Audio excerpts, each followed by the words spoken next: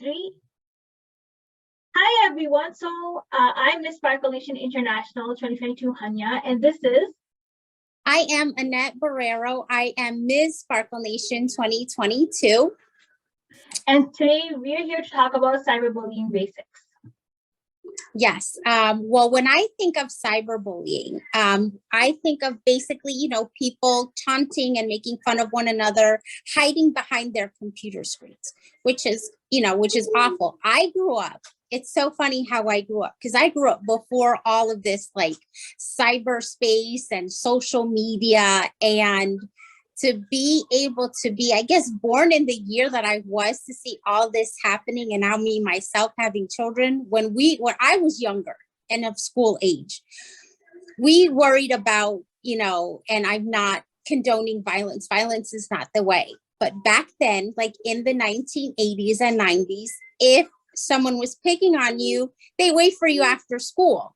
That was the only way they can get to you. But now it's heartbreaking, because everything is so instantaneous, where if you're not wearing something that's, cool, quote unquote, or if you're not a certain way or look a certain way, everybody has access to you and to become a bully. So I kind of just want to pick your brain, because this is your platform.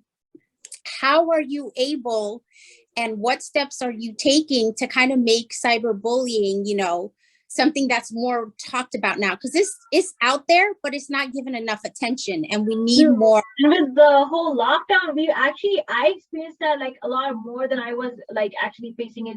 Something like that in person, or in an in-person meeting, you don't feel it as much. But when it comes to work, it's I actually felt this was more. That's why I wanted to go with this, because I feel like there was a lot more happening during COVID, because we were doing everything online. That's the thing. Okay, I'm just going to start sharing the screen, and then we're going to get started. Okay, and just have to go on slideshow.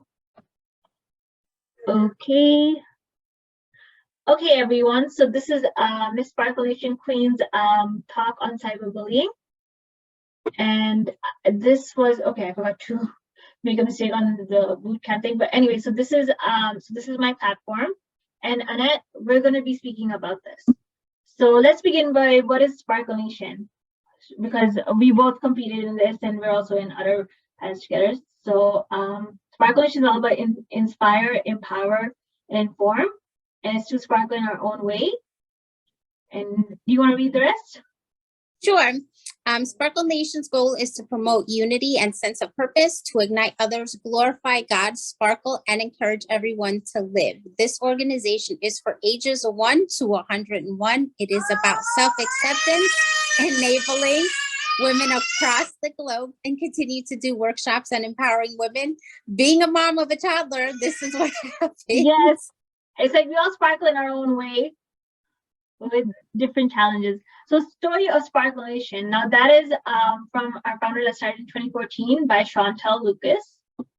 And okay, what just happened to the site? So cyberbullying. So how do you know that you're being bullied? Now, what is cyberbullying? Cyberbullying is using the internet to put down others and spread rumors. I'm pretty sure we all experienced this at some point, right? Annette, yeah. What do you think? We've all experienced this. I myself have experienced bullying in all sorts of ways. Even before the internet came about and social media and everything has taken off, I'm a child of the 80s. So I was born in the late 70s. So I was a child of the 80s, a teenager of the 90s, and an adult of the 2000s. So being a victim of bullying, that I was. And believe it or not, as an adult, you still have the effects of what I feel what happens years before then in grade school. And with cyberbullying, it's actually gotten worse. I've been a victim of cyberbullying through social media, even just the simple use of text message. And it's something that needs to be addressed. And I feel that your platform is really bringing that to light, and being able to experience, to give others a face to, I don't want to say a victim, but a victor, because I rose above it. it's good because we're relatable. And that's one thing I love about Sparkle Nation is that all of us queens have our own sparkle, but we're very relatable. We have our own story. And it's like the other thing is that I've noticed with cyberbullying is that even there's like the whole restriction thing and blocking thing, that's what sometimes creates it a bit more of a problem because people can't get along online. Like I've had like a billion times where I've been blocked at least 1,000 times. And I still don't understand. And then it's like no one's willing to talk in person about it. It's like, oh, you could just tell them why you blocked. That's also something. And signs of cyberbullying, as you mentioned, text messages, social media posts, instant messaging, online forums, games, and online communities. So that is some of the things, right? And yes.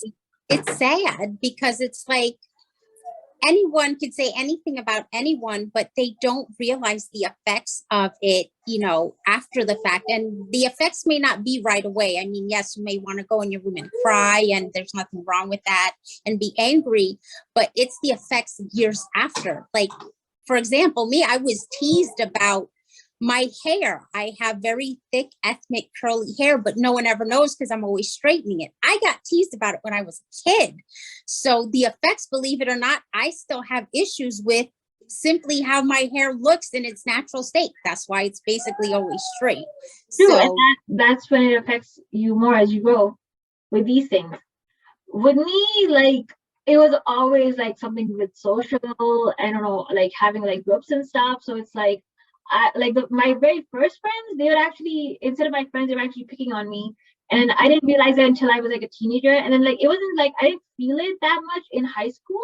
Like that's when I actually got involved with the school groups and stuff, like the associations. But it's like, at the end, it's like, I had moved to like 2 or 3 different schools, right? So it was hard adjusting in there. But I luckily managed to graduate, but it was still dealing with like different kind of things. Because some of the girls I knew from back in elementary school, they hadn't changed at all. And I don't know where they are now because I just turned 30. So it's like, thank you. So it's like that's what happened. But I agree. It's like a simple little thing. It can really affect someone. A simple a comment. It stays with me for life. It was something as small as the way my hair looked or the way I would talk or the way I carried myself. It's, I went through a whole identity crisis because my ethnicity, I'm Puerto Rican. And all of my life, I've always been told, well, you don't sound Puerto Rican, or you don't have an accent, or you sound, and I literally was embarrassed of the fact that I didn't listen to Spanish music and I wasn't really into, my culture. It's not that I wasn't into it. It's just that I was always told by somebody I didn't look Puerto Rican enough. And till this day, as an adult, it's hard, but now I'm trying to learn to embrace that. Yes, I'm Puerto Rican, and yes, I sound this way and look this way, but that's who you are. All over, we have all kinds of different looks. So I agree. And so the next topic is how to stop cyberbullying. That is, notice the 5 W's in 1 H. I think we've all been there, right? When you notice the 5 W's and all this. Like, what do you say? Like, in your experience, like, what you're trying to figure out who you are, and it was really to you're brought up, and then when you mentioned about accents, so I think like it comes. There's a lot of like, there's like a whole story in there, right? Of just to do with like stuff that we read about storytelling. Yes, it is. And, stopping cyberbullying is going to take a community effort. It's not, it starts with one voice, and then one voice turns into 2 voices, and so on and so forth. But and forget is that, the only time I feel like cyberbullying ever gets attention is if it's brought up tragically in the news. Someone has taken their life, or someone has taken the life of somebody else. Again, I don't condone violence. I don't condone, bullying or anything like that, but it's only brought up in the media when something tragic happens. Then they try to go back and do a backwards timeline on how did the person end up the way they ended up and being affected by so many others. And sometimes the core is, they were cyberbullied. True. And no one ever notices that. And so now, I think this is where we can talk about some really good points. That how can you stop cyberbullying from when it's happening? Like, what do you think? I think how we can stop cyberbullying is to catch it in its early stages. If you're a parent, talk to your child, see what they're doing on social media. We're not there to be your friend. We're there to make sure that, everything is going well, that you experience life. It has ups and downs, but cyberbullying, it's invasive because it's in your home, it's on your phone, it's on your computer, it's everywhere. That when I grew up, we didn't have that stuff. I was able to go in my room and be upset, but the kids today, they don't have that, advantage of turning it off. So I think we should recognize the signs, look over, the social media accounts. And if, you're a victim of being cyberbullied, no matter what age you are, told them, I've blocked the persons, they've come up with different identities, there are ways that people find a way to catch you, but to stop it is to, it's hard to rise above it when you're feeling low, but reach out to somebody, say, hey, I'm not okay. This is what's happening right now, and there's nothing to be embarrassed about. And yeah, this should be discussed. Bully, we have to find out, why is this person picking on another person? Is it because of something that they went through, or do they have something that they're not too fond of themselves, and they're just trying to, shine the light on someone else, to have someone else. And one thing what I've noticed is, like, as I got older, like, if you're good at something, then people will literally put you down. It could be through internet, it could be through any ways. Like with me, like, the thing is, I had to, over the past 1 year, since I've been like doing so much, and I literally, like, first was people blocking me, but the reason why I had to block some people is because I saw negativity happening on my Facebook. So I want to avoid the negativity. That's why I felt like I was getting picked on. And that was like in the middle of the night, I was getting weird phone calls and all of this. So I had to stop it. So I figured out, I'm just going to remove myself from the situation, because that was the easiest. Like, yeah. That's one of the things, like, it occurs at any age. Yes, it does. And, especially today, we can't shut it off.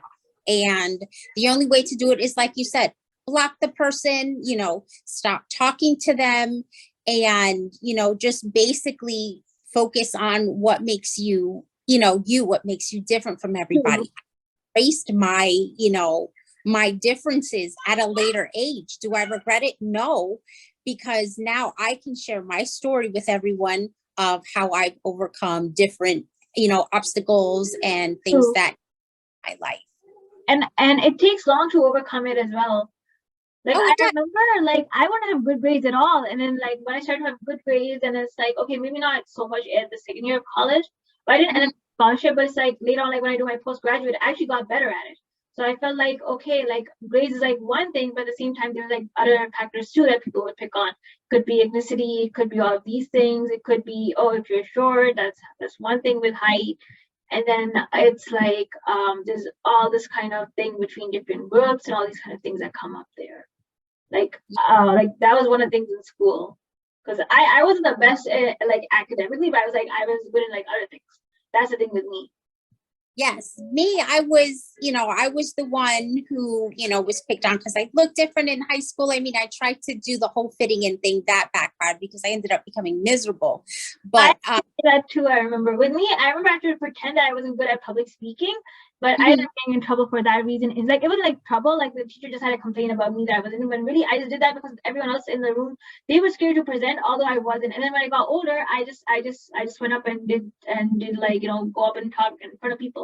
Because the thing is, the group I was with at the time, they were all afraid to speak, and somehow I wasn't. So I was doing that to fit in, and then that was like, it wasn't like trouble, but it was like just like a complaint.